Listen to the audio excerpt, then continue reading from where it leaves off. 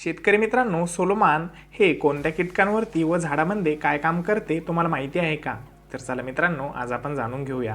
हे 2 घटकांपासून बनलेले एक कीटकनाशक आहे. याच्यामध्ये इमिडाक्लोप्राइड व बीटा सायक्लोथ्रिन हे 2 घटक आपल्याला पाहायला मिळतात.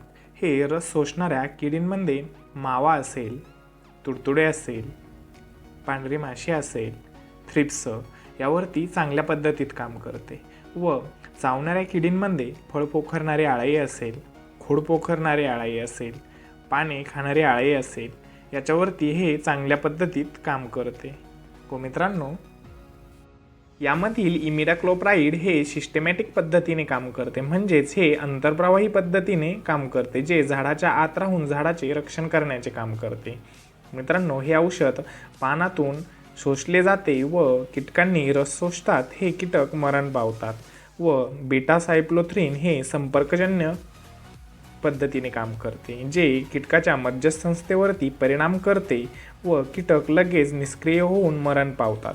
व मित्रांनो, याचा वापर कोणकोणत्या पिकांमध्ये जास्त प्रमाणात केला जातो? कापूस असेल, मिरची, वांगी, टमॅटो, भाजीपाला व फळपिके याच्यामध्ये याचा वापर जास्त प्रमाणात केला जातो. मित्रांनो, याचे प्रमाण पिकानुसार बदलत असते.